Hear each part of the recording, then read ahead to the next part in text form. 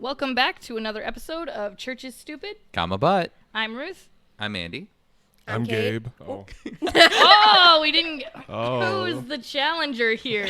We didn't talk about order. We have No, like a we hierarchy. We didn't. didn't. We didn't. All right.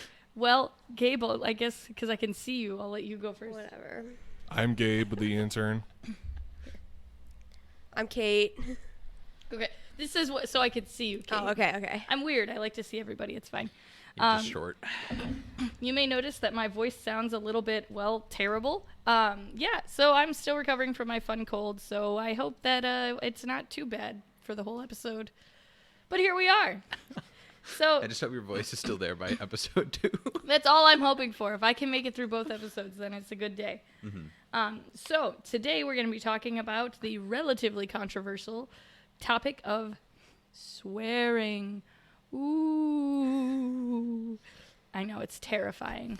I think there's way more hype around it than like there Well, really is. I think that for people who are kind of our age, Oh. I say our age because all of us at this table are under, 30. yes, I was going to say 25 until I remembered my own You're not. age. No, it hurts. Yeah, because with our generation, swearing isn't taboo. It's not out of the ordinary. Yeah, it doesn't carry that same like shock value. No. I feel like it does for older Not, generations. not to be like an ad, but have you watched the docuseries on Netflix, The History of Swear Words? I have, of course I have. That's kind of fascinating to me if you're into like linguistics and how language changes and words meaning over time. Proceed with caution if you're that type of person. Yeah, if you're not a fan of well, swearing, yeah. then proceed with caution as you watch that. But I think it is interesting. And even if you're not a fan, I do think it's important to listen to things that challenge you. You know, not everything that I watch or listen to is super. I'm like, yeah, this is the greatest. But it's still important, I think, to learn and grow as a person. So, what's everybody at the table's opinion on swearing, even though I already gave it away? I thought you were going to ask what our favorite swear word What's was. your favorite swear word? You know, I do have one. I know, do I do have too. one. And that's the bad part. Well, when I was in seminary, which is literally pastor school, to get through it, my best friend that I was rooming with at the time gave me a coloring book, an adult coloring book for swearing. So it just had swear words that you could color in. And I will tell you, it was very cathartic, and they were very inventive. Very inventive with their words. Yeah. So opinions about swearing. That's the Okay, one that we're yeah, going yeah. on, not favorite swear word, just in Yeah. case anybody needed that I clarification. wasn't probably going to divulge that anyways. Yeah, I feel like as much as we can talk about swearing, maybe swearing, it might not be the best option for the podcast. I mean, I am the intern. And I am Oh, the crap, I called you by name again. Yeah, no, I mean, I even changed my Instagram handle to Gabe the intern. Now I have to go check. All right, sorry. Yeah, I Keep changed it talking last while night. you- Anyways, yeah, so I've only been here about a month, so I don't want to get in too much trouble, even though I understand swearing. I'm the fired ex-employee. I can do what I want. So, get your bleep ready. Yeah. But like opinions about swearing, which I think is like a funny thing, like to have opinions about. Like starting there,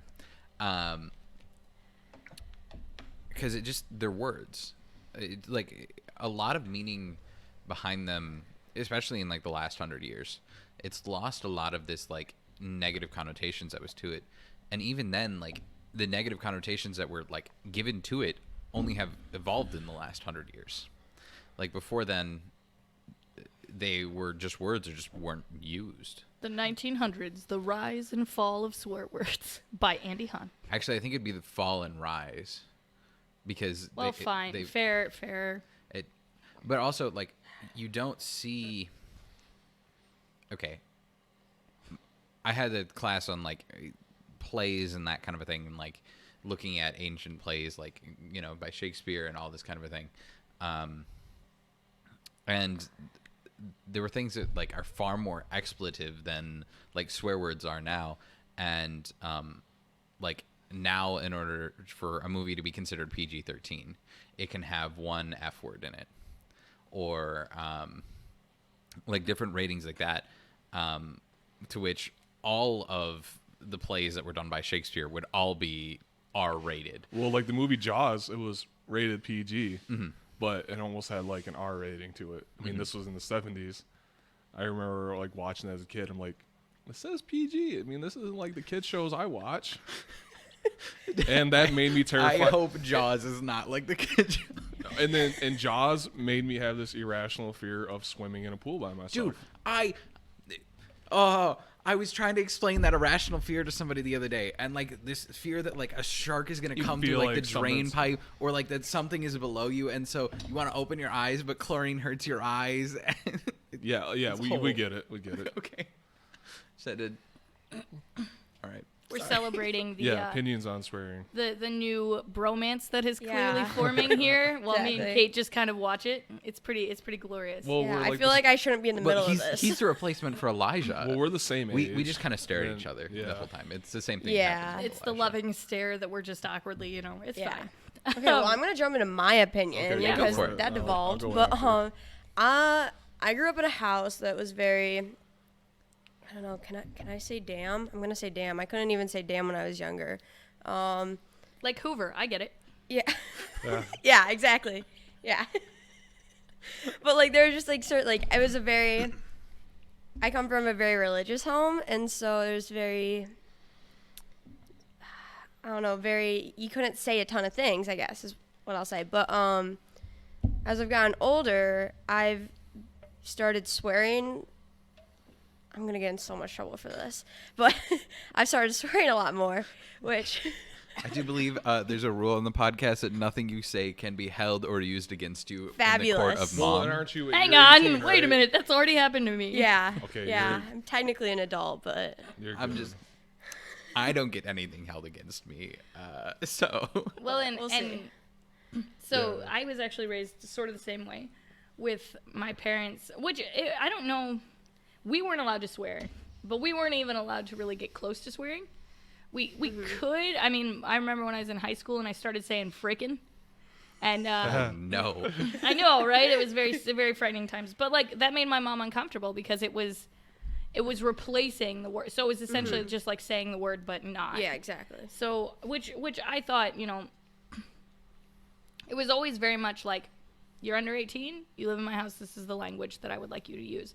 And so I do respect that. And I think growing up that way has made it a lot easier for me to transition in and out depending on who I am conversing with, because amongst my friends who are my age, again, swearing is just kind of a natural thing. It's a part of how you talk. But when I'm, preaching, for instance, Yeah. by some miracle, it's never slipped out. But I think that's because I had that 18 years where it's really not my first language, so to speak. Swearing didn't come naturally to me.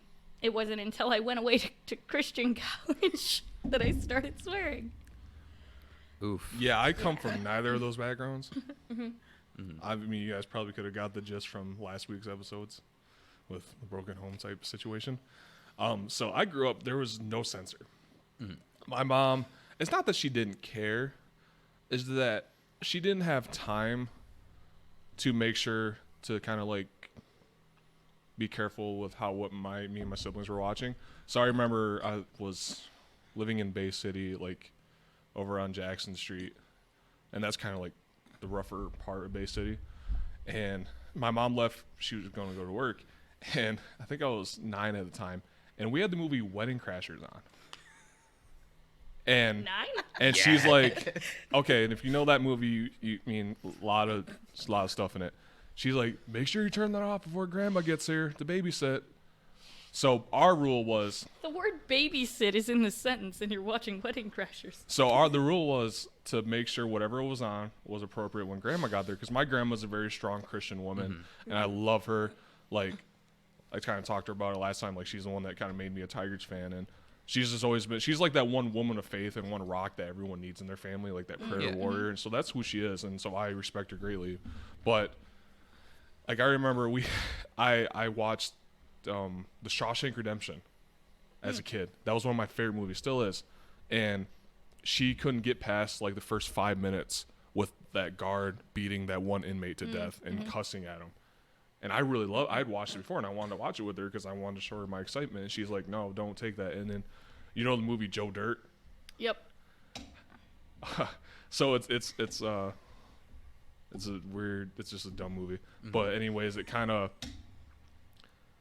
reenacts a scene from Silence of the Lambs, and the guy who kidnaps Joe Dirt is constantly saying Jesus Christ all over, like over and over again in an offensive way.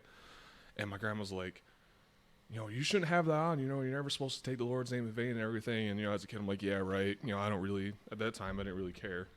But, so I went to an academy growing up from kindergarten through 4th grade. It wasn't until I got to public school where I started swearing. Yeah. 5th grade. And once that happened, I literally couldn't stop. It corrupted my mind in a sense at an early age. And it made sense to me with all the other words that were being used and all these inappropriate TV shows and movies I was already watching as a kid. But then I became a Christian a week before 7th grade. And after that, it kind of just all stopped. And it helped even more when my brother went to go live with my uncle for about a year and a half, because he was another big contributor of swearing. You know how older siblings can be. So My family's is the opposite, though, so I can talk to that. But yeah, he was just that driver. He tried to pressure you into doing stuff. So that's kind of my experience growing up. It was never taboo. It was never out of the ordinary. We just had to make sure when we were doing it, and who it was by. Yeah. Well, but that's its own form of respect. Yeah, And absolutely. I think that's a good thing. Though I will say, while you were telling your story, you were talking about that scene in Shawshank Redemption, and I've actually never seen it, but you started to say, and I spoilers really alert. and I thought you were gonna say I really No. like that scene. I was like, Gabe, No, we're learning that- so much about you today. That scene actually makes me cry because, for one, I am a bigger gentleman myself, and I can't imagine being in a prison in the 40s being beat to death by a guard because he's crying and wants to go home. But just, overall, the movie with Morgan Freeman and Tim Robbins was just a great movie. My other note is actually so that's the one that I won't use. If you listen to me talk, if you happen to catch me, if you're one of our wonderful congregation members, then of course I swear so little. No, I'm pretty honest about what my language is, but I do know the respectful time. The one thing, though, I will never use is the Lord's name in vain. That one has been ingrained in me, and I know that that's not the same for everybody, but even. And I don't have a non-colorful mouth, but when my husband, I guess Elijah's on this podcast, I don't have to say my husband, I'm dumb. But when Elijah has used said OMG or whatever, it took me a long time to get used to that because it was so not part of my language, and it freaked me out because when I was a kid, my dad told me, and he's a smart guy, he told me that to say OMG was to be blasphemous, and blasphemous was the one unforgivable sin, so never do it. So for years, I just thought everyone was unforgivable because I'm oh no, how is this possible? And now that I have studied that, and of course my dad laughs with me about it now too because he was just trying to keep us from saying it, but it's not really blasphemy, but it's still not maybe the best, right? So that's the one that I have made sure to avoid. I also think, for me, where the line comes in is when you're using it to demean others. I think really that's the intent. It talks about perverse language. The scripture is very, very, very clear about being intentional about how you talk and about how the words that you say are a reflection of your heart. And so I think that while swearing isn't necessarily the problem, I think it's how it gets used. But in the same way, it could be calling someone an idiot could be just as bad depending on the context, because if you're using your words, your language to put other people down or to make other people uncomfortable, or uncomfortable in a bad way, not oh no, my delicate sensibilities. With my voice cracking, I do a great old lady voice. This is fantastic. Will you be a witch for me? I take it back. I don't want it. Yeah, no, I'm not a good witch. But yeah, I think that that's kind of where the line is for me, is you know, in regular language, when I'm just kind of talking or expressing a heavy conversation, I don't feel like it's inappropriate.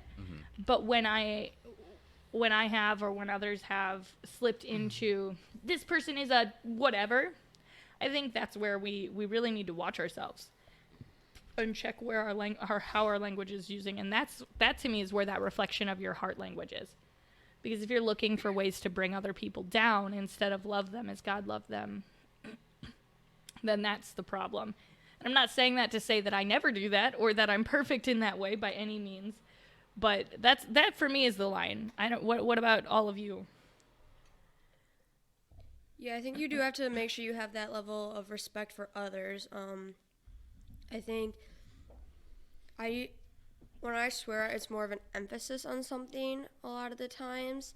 And I know a lot of times, like, you'll hear people say things like, oh, you shouldn't have to swear to get your point across or stuff like that. But at least the people that I've heard that from have all been, like, from older generations. And so and you don't really hear that coming from, I guess, what was that, like, the younger generations, I guess is what I'll say. But Though my most creative insults have in fact been non-swearing. yeah, you I can will get say real that. creative. However, I digress. I know I just said don't insult people, and then I'm going to add that one in there. Yeah. Okay, it's fine.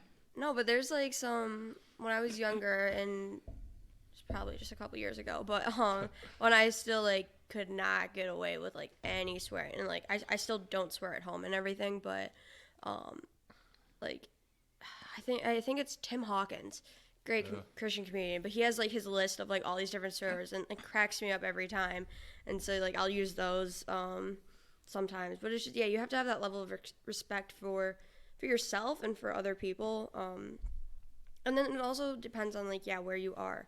If you are in church or like if you're like preaching, yeah, probably don't swear. Though there are great preachers who do, Yeah. but it depends on their context again. And it also depends on the culture, I feel like. And then 100% the country. Yeah. Yeah, culture. yeah. And the country. Yeah. Not culture.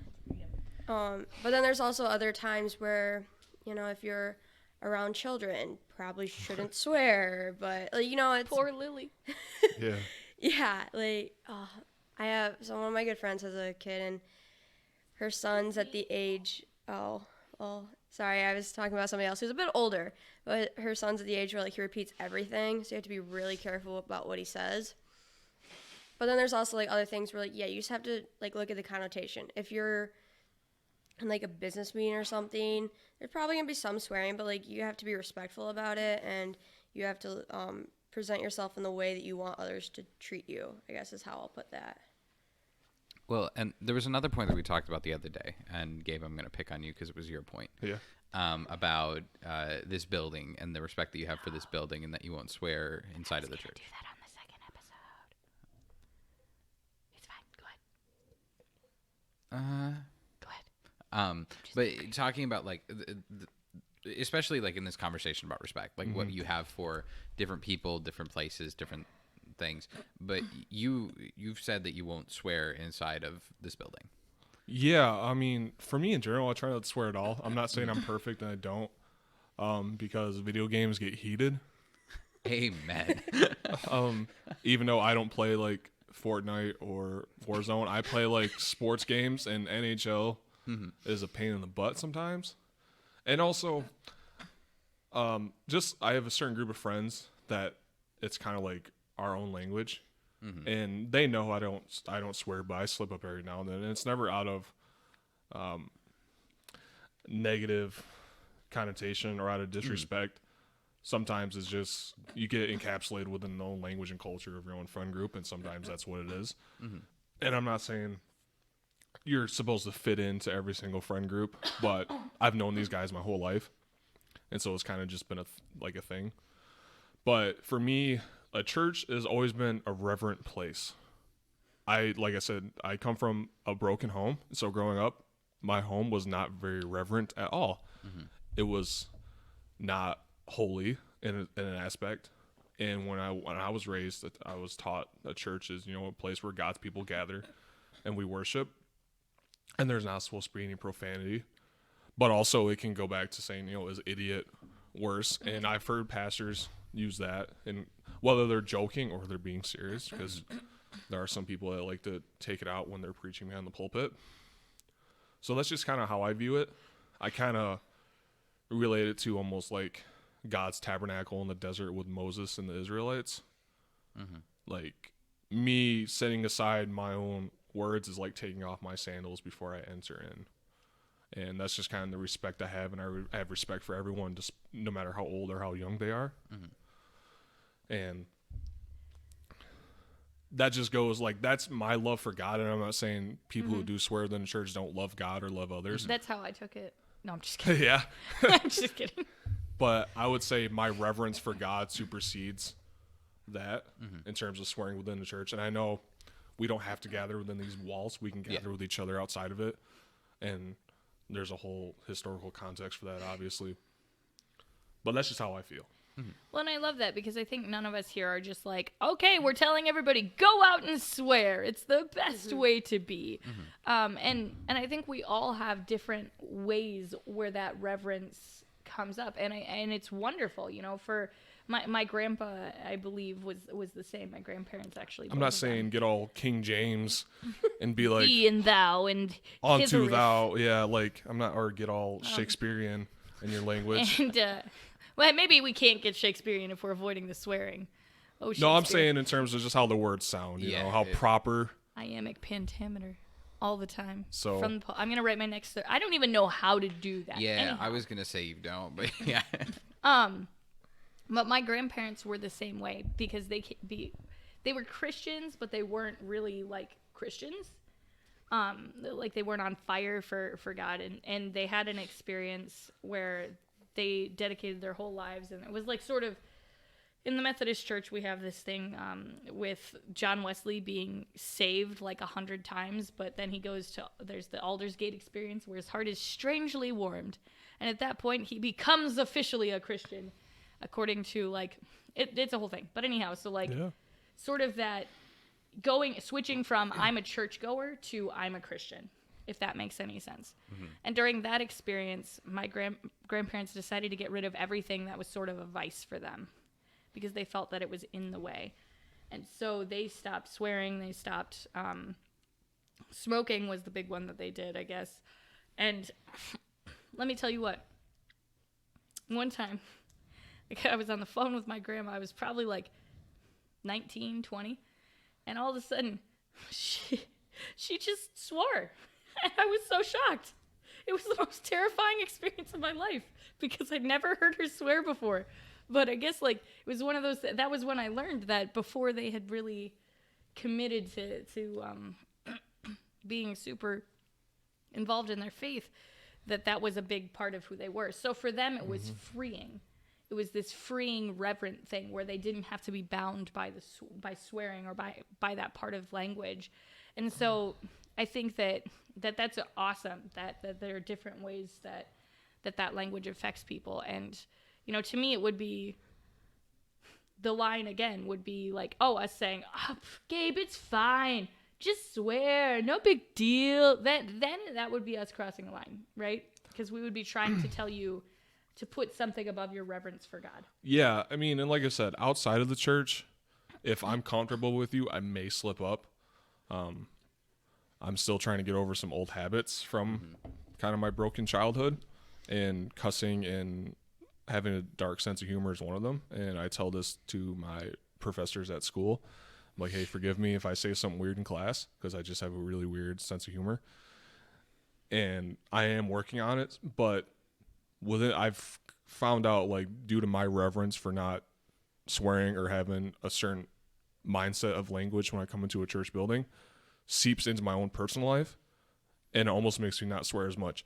I find myself saying words that are similar to swearing, like poop or crap a lot more, or oh my gosh. Yep. That's another thing of my grandma rubbing off on me, because she says the exact same things while she's watching the Tigers lose. So I don't know your grandma, but I feel like I would she's really a fun like her. lady. She's a fun 79-year-old lady. So next week podcast, Grandma We're gonna Kathy, invite your grandma on. That'd be the bomb. Grandma Kathleen. But yeah, so I find myself saying words that are almost like substitutes now, and I get more joy out of that because of how funny they sound to me as an adult. Whereas like as a kid, like they're the most corniest things ever. Yeah. Yeah. It's also this like you feel like you can get away with them kind of thing. Oh yeah, for sure, and especially like around little kids if it comes up, Yeah. and they think it's hysterical too. Yes. And I would much rather want them saying "oh poop" than All right. other words. Now I do have our closing challenge. What is your favorite swearing alternative? Jumping Is- Jehoshaphat. Jumping to host. That's a good one. I, Andy's like, I don't or- alternate. Or, I don't. I or just son of a motherless goat. It's pretty. Are we like just like an insult? Because then mine is uncultured swine. yeah, that's That's one of a my good favorites. one. Yeah, fair. it's- That's fair. for me, my go-to is just crap. Oh, crap. I'll say that in literally any situation, and I like to saying it like I like to tease myself and make fun of myself a lot. So Or I'll say food. Like I'll say like snickerdoodle. or fudge. Or yeah, or like yeah. Oh, I thought fudge you were meaning nugget. like literally the word Just the word food. I did too Yeah. for a second. No, I was no, like, just all different right. foods. I'll just depend on the situation. Depends on. I say "dang it" a lot. Yeah. That's another one. I really like to say, oh, Cheez-Its and Cracker Jacks and Golly Golly Gumdrops. I don't know why, but those are my two favorites. So I guess those are food related. Yeah. Must just be that food is a good alternate for. Well, and people can does relate. hunger distract our anger? Is that what it is? I think Snickers should try to run an ad on that. I feel like With they don't. Snickers. They already have. Like, Well, you're Well, I not mean, this you is when no you're terms hungry. of yeah, you're not. swearing. Oh, okay, okay. Yeah, well, you're not you. You're hungry. Snickers, if you're listening, you're welcome. We do expect royalties. Yeah, that's right. Yeah. Exactly where I was gonna go. Yeah. Royalties. The check can be made out to Church is Stupid, comma but / Ruth. No, Ruth we don't have a Anderson. bank account. Yeah, just do it to Ruth. Yes, it worked. All right. She My needs to pay off her long-term student plan. loans. Listen, we're not gonna get into my So do student I. loans again. Eventually. We're not gonna. I already preached a couple sermons about them. I didn't get a check, so I've given up. Okay. But yeah, so those are. I don't know. I like swearing alternatives. But I think it's important to know again that it's that heart behind what we do, and that's why, for me, like at the end of the day, I think that either choice can be fine depending on how you use your words. You can really, I've met very, very devout Christians who swear a lot, and I've met very, very devout Christians who absolutely abhor swearing and won't put up with it at all. I will say, a lot of times when pastors get together, there are usually some certain choice words that are involved because it's the only space we can be kind of more open. It's like gathering with people who understand you. Well, we're all human. And so we tend to be, I was talking to a pastor friend the other day, and I was like, it's really funny to me because I feel like the people who really wrestle most with this question of swearing as a Christian are lay people. I feel like clergy people are just like, whatever, we don't care, it's fine. And it's really just an interesting dichotomy that I've seen. Now, I wouldn't say that's across the board true. That's definitely more of a my experience true. But I think we're coming up to the end of our Yeah. time now.